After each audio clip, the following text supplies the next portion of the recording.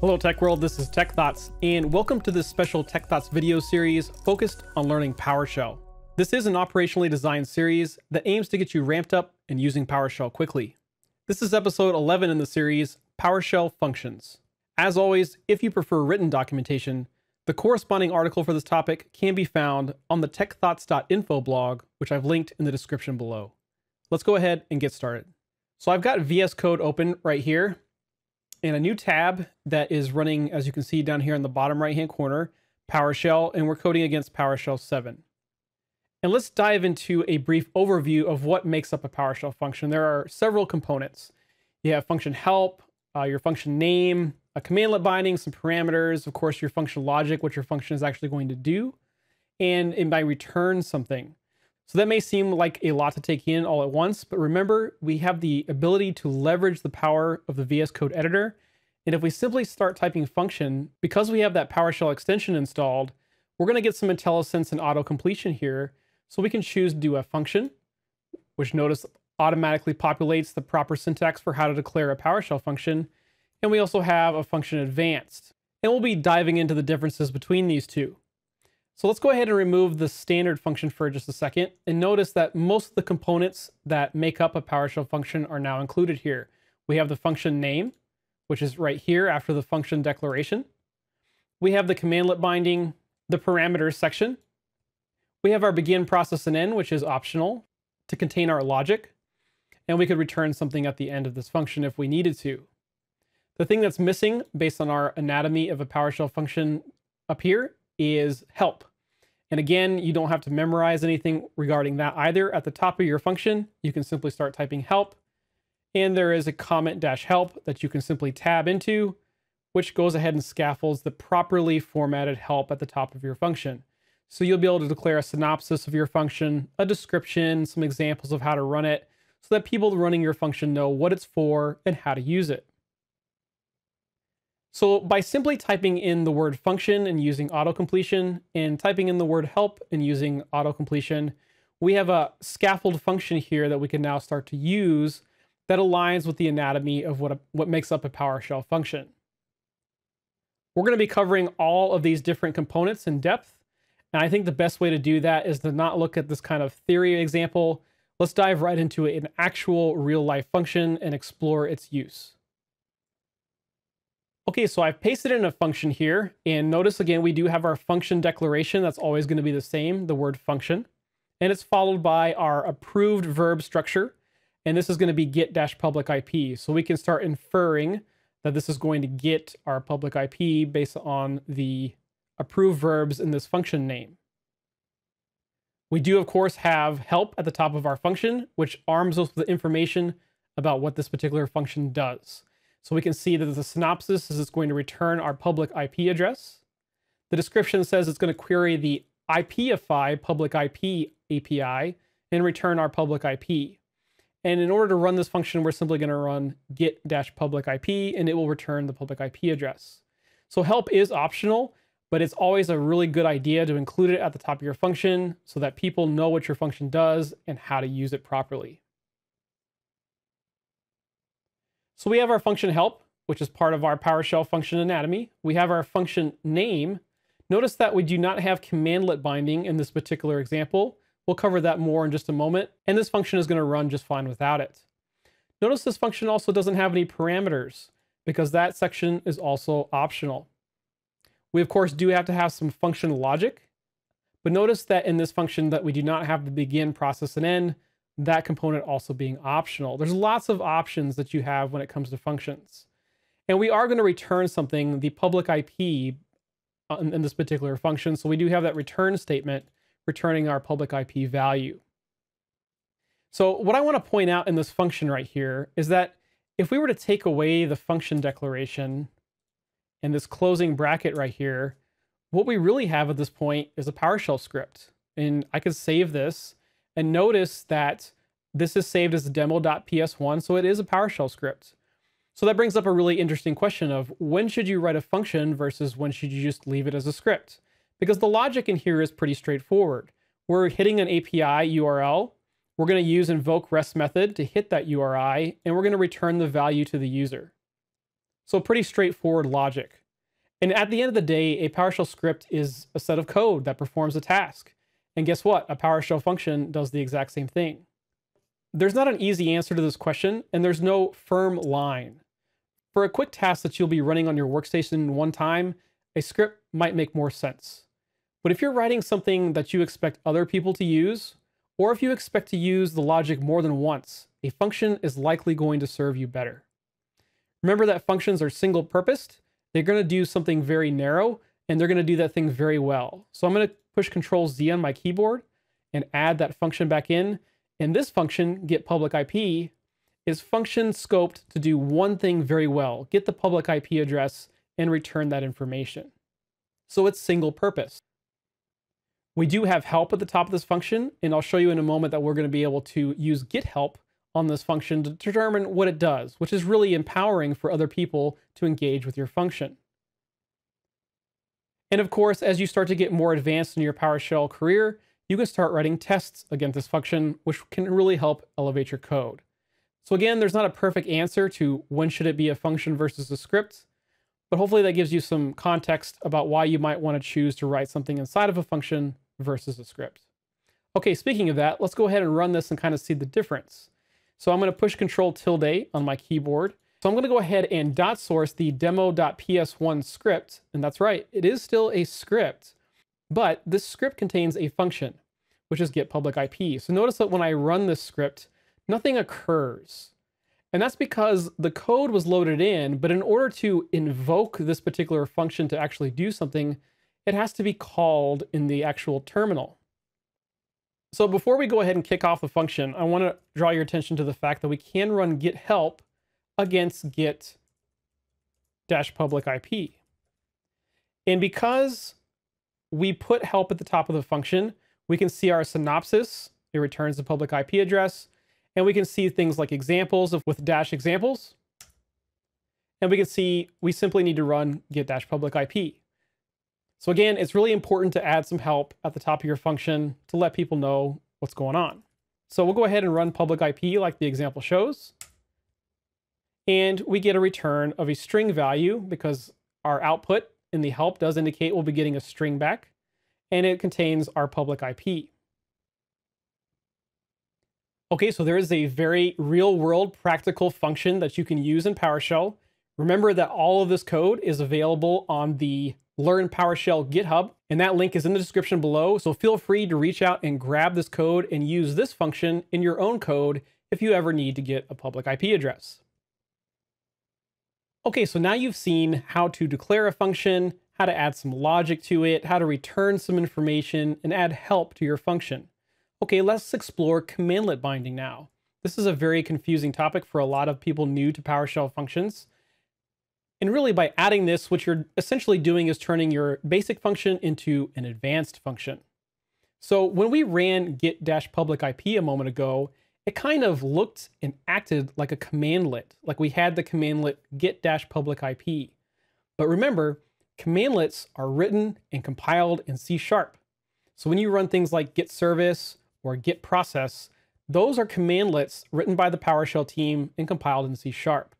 But get-publicip, while it looks and acts like a commandlet, is actually written in PowerShell. So it's not actually a true PowerShell commandlet. It is a PowerShell function. Commandlet binding adds some additional advanced features that make this function act more like a C# compiled commandlet. So you get some advanced features. I'll demonstrate those now. So notice that if we get-publicip and add the verbose switch, we don't get the verbose switch down here as an option for tab completion. So we can't use things like write verbose in this particular function because right now it's loaded in without the commandlet binding. So what I can do here is I can come down to the first part after I declare my function, and I can start typing in param block, and that will add in my commandlet binding and my parameter declaration. Now I don't need any parameters to come into this function, so I'm just going to delete it and leave it empty. And now after URI, I'll add in a write verbose and say the message I want to say is pulling public IP from this URI. And so I'll go down here in .source, the demo.ps1 script, and notice now that if I do Get-PublicIP, that I do get a verbose switch. And if we run that, you'll see in verbose pulling public IP from API ipify.org. And we get some other verbose information output from invoke REST method. So just by adding the commandlet binding and param at the top of this function, we turned it into an advanced function, giving us some additional capabilities to our PowerShell function. Commandlet binding adds some additional advanced features like should process. If your PowerShell function does something dangerous, you can give the user the option to confirm whether they want to go ahead with that action prior to PowerShell doing it. It also supports things like what if and positional binding, and you can look up some of these additional advanced features on the PowerShell docs. As a general recommendation, it doesn't hurt anything to add the commandlet binding and param stack at the top of your function. It gives you some nice advanced features, so my recommendation is to get in the habit of throwing it on all of your PowerShell functions. Okay, let's dive into the wide world of PowerShell parameters now for your functions. And I'll do that by adding in another function. This one will be a little bit longer and will require some various PowerShell inputs. I can't cover every single possible PowerShell parameter that there is for a function, as they're quite lengthy and there are a lot of different various combinations. What I want to drive home here is that parameters are the way for you to take dynamic input into your function. So let's explore this particular one and see how the various parameter settings here are helping us out in performing various actions inside of this PowerShell function. So looking at our approved verb and noun structure, notice that we're going to be getting the weather. So already we're inferring what this is going to do, but we're going to check the help to make sure that it does what we think. So we have good help at the top of this function. The synopsis is it's going to return weather report information. The description is console-oriented weather forecast that returns weather information for the specified parameters. So this is great. We're going to be able to check the weather using PowerShell in our console. How do we do that? Well, the example says just run get weather, and it returns full weather information based on the location of your IP. Well, what if I want to do more than just where I'm located by my IP? Well, it looks like there's some other examples using parameters, and if we come down here, you'll notice that there are some parameter examples here: parameter city, parameter units, and parameter language. And so if we declare a city, we can do something like San Antonio and declare what type of units we want our weather to be in, metric or US, and whether we want it to be short return or long return. So we have a couple of different parameters that are going to change the way that this function behaves. And so let's take a look at that now. So again, in this episode, we're not diving super deep into the logic flow of what this function is actually doing, but at a high level, it's just going to go hit an API and pull some weather information down. But you can dive more into the details of how to write this kind of thing inside of the previous episodes of Learn PowerShell. What we're going to focus here is the structure of the function, specifically the parameters for this example. So we have a couple of parameters, and one of them is city. So the correct way to declare a parameter inside of a function is in the param block. The syntax here can be a little challenging to learn, and to be honest, even after years of writing PowerShell, I still personally struggle with memorizing the exact syntax of the proper way to declare parameters and their various ways of validating the correct input. So don't feel bad about having to reach out and check the parameter documentation. I've linked that in the description below. And if you have to consult it on an ongoing basis, so do I. So inside of our parameter block, we can declare various types of parameters. And you could keep this very simple. You could keep it something like this: a parameter. And that is a legitimate parameter. It's a variable that would take an input. But notice that we don't have what type of variable it is, where it is in the position, whether it's mandatory or false. So there's no control around this particular very simple parameter that we've declared here. Because you're likely going to be expecting very specific stuff from your user inside of your parameter block, it's typically a good idea to strongly type your parameter input to make sure that you're getting the expected values from your user. So here we have the variable city declared. It's always at the bottom. And you'll see that this is type string. I personally find it easier to read these kind of things going backwards. And so we have city, it's of type string, and then we have the parameter section here. And this is giving us some validation and telling us a little bit about the parameter. So we see this is going to be in the first position, which starts at 0, and it is not required. So the user has the option to either declare a city or not. Our second parameter at the bottom is units. Now this is interesting because it is equal to USCS. And what that means is that if the user does not specify what the units is, that means that is going to be by default equal to USCS. The user, of course, can override this with a different value, but if they don't provide a value, it's going to default to this one. It's also going to be of type string. And notice that we have a validate set. Again, this is very specific syntax and something that you are encouraged to look up if you ever have any questions about how to validate input. Again, leverage your VS Code editor. If you simply start typing in a bracket and start typing in validate, you'll notice that there are a wide variety of different validation types that you can put inside of a parameter to make sure you're getting the exact type of syntax, the exact pattern, or the exact length that you are expecting your user to provide. So this validate set is saying that only 2 values are allowed for this parameter. The user can specify metric, or they can specify US for their weather information. And going back to the first part, this is going to be in position 1. We should be getting the hang of reading these now, and our third variable in our parameter section is language. It is also going to default to English, so if the user doesn't specify one, they'll get English back. And there are a couple different validation sets for the various different language codes available in the world. And this is going to be in parameter position 2. And then last, we have the short variable. This is going to be slightly different. This is a switch variable, and so it doesn't contain a value. It will either be -short or -short will not be provided. So this is a switch type variable, and this is in position 3. So again, your parameter section can contain as many variables as you like. They can be very simple. They can be very complex. They can have relationships between each other. The syntax in here can be a little bit challenging to memorize, but as you write more PowerShell, you'll become more comfortable. And again, even I have to look up the syntax of how to properly declare parameters from time to time. Okay, let's go ahead and load all of this into memory. I'm going to highlight the entire function, including the help, and I'm going to click F8 on my keyboard, which is going to load that function in its entirety into memory. Now, because this had help, I'll be able to do get help on get-weather.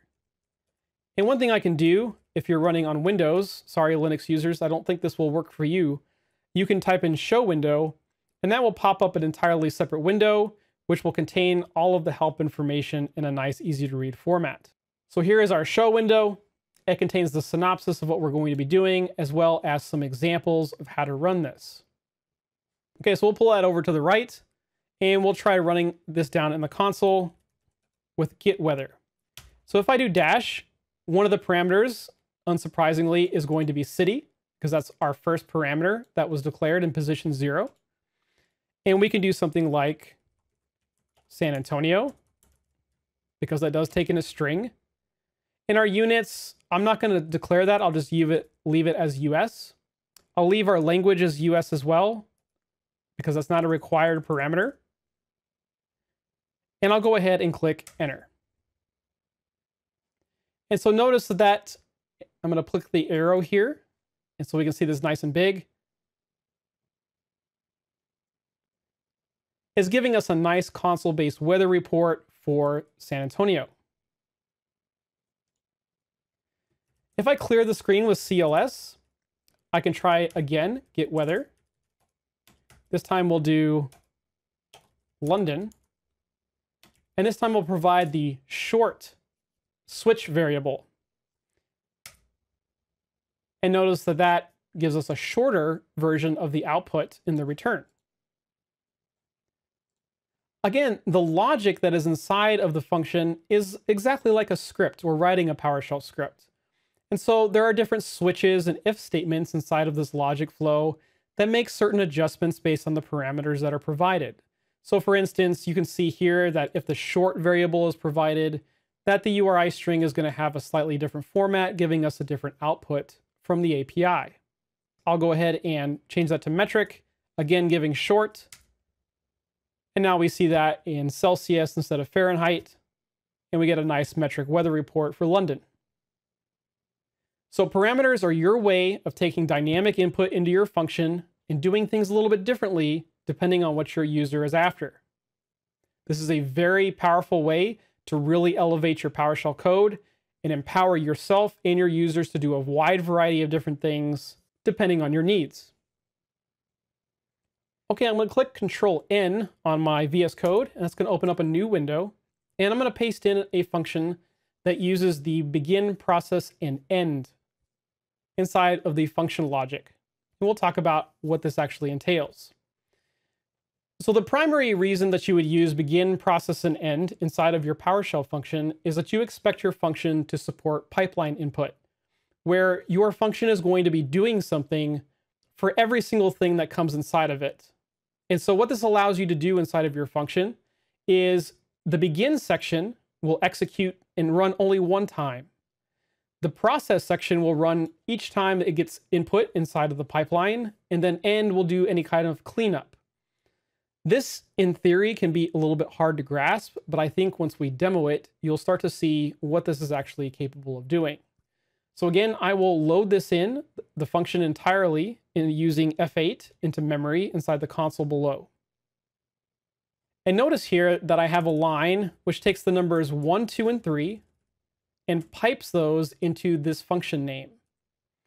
Now our function does support a parameter block. And again, as I mentioned before, you can make your parameters very complex with lots of validation, or your parameters can be very simple and just say, I want a parameter of some input and it needs to be of type string. And so our line down here will utilize that variable, some input, and provide it the word test. And we'll walk through what this is going to accomplish using begin, process, and end. So I'm going to run this singular line using F8. And we'll evaluate this output that we have down here on the console. So notice that our begin section right here is set begin, the input is some input. And our input was test. That was the string we passed into that. And we see here that begin has access to that variable and says begin, the input is test. Note that begin only ran one time, even though we passed in 3 values into the pipeline.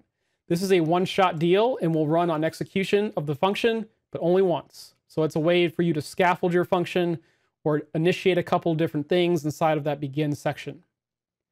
Once we hit the process, we can use $_ to access the current value in the pipeline. And notice that we output the value is, and we see the numbers 1, 2, 3, because that is what we put inside of the pipeline here at the front, the numbers 1, 2, and 3. And notice that because we put in 3 numbers, that process ran 3 times. The value is 1, the value is 2, and the value is 3. And then finally, we wrap up with the end section, which just like the begin, runs only at the very end of the function once it's processed all of the pipeline input.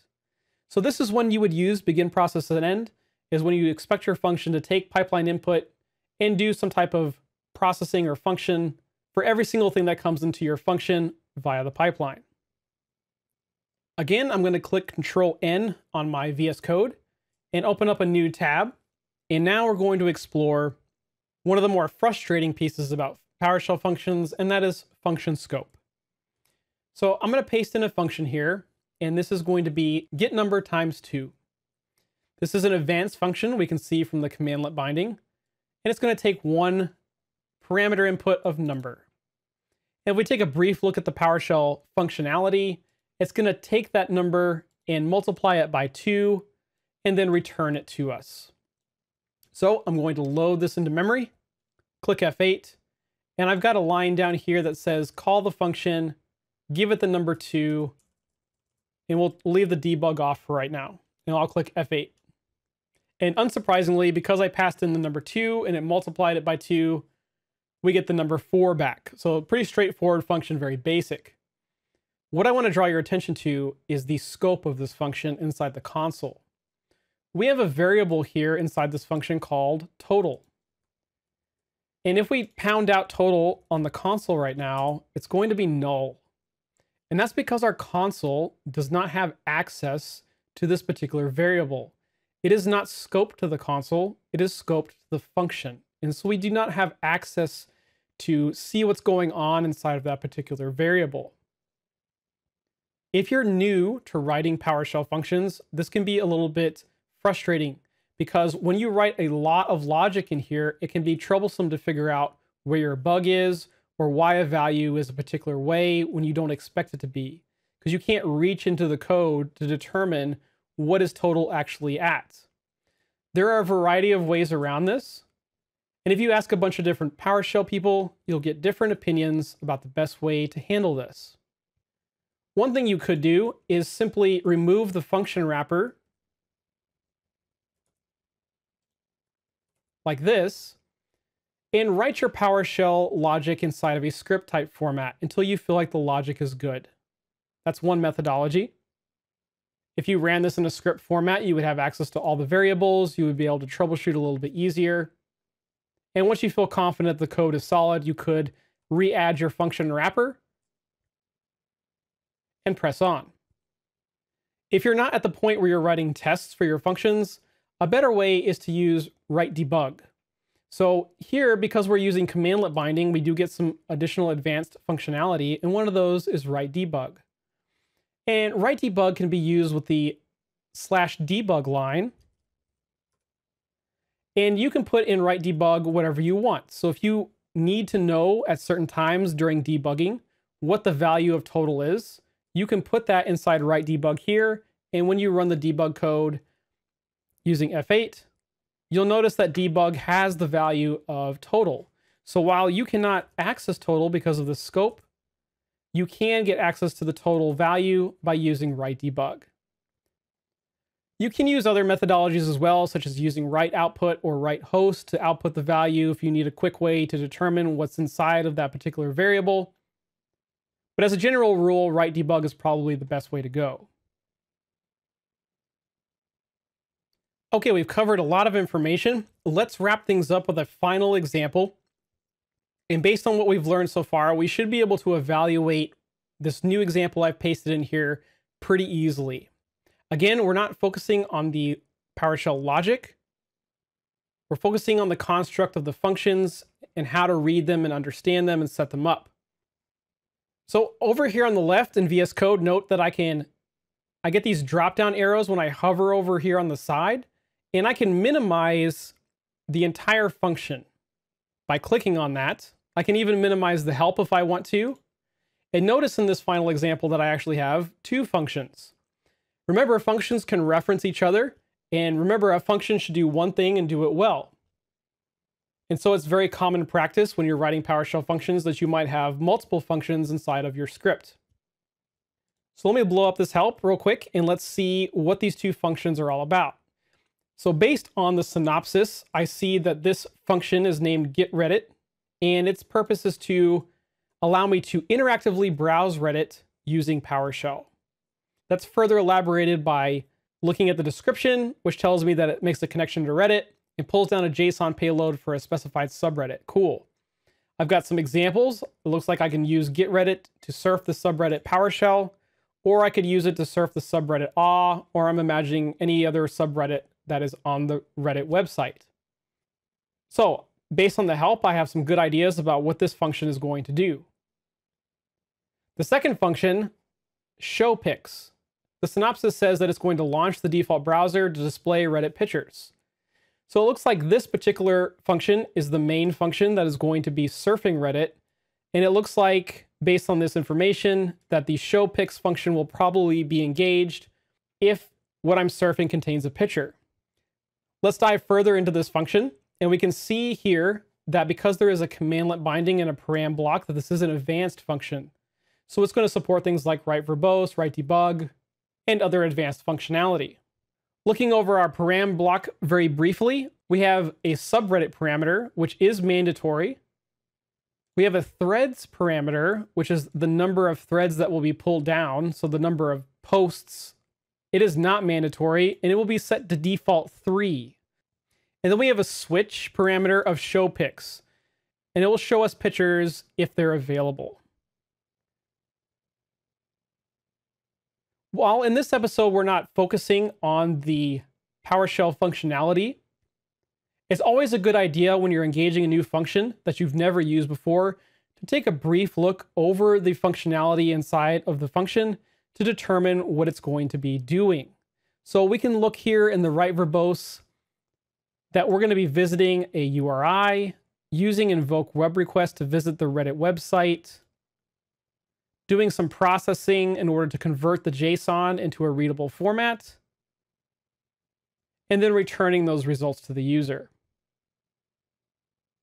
Let's go up and take a look at show pics now. Again, this is an advanced function. We know how to determine that now, and we know what that means. This has one parameter. It's going to be URL, and it has a validation against it. It can only be iReddit, vReddit, or Imgur.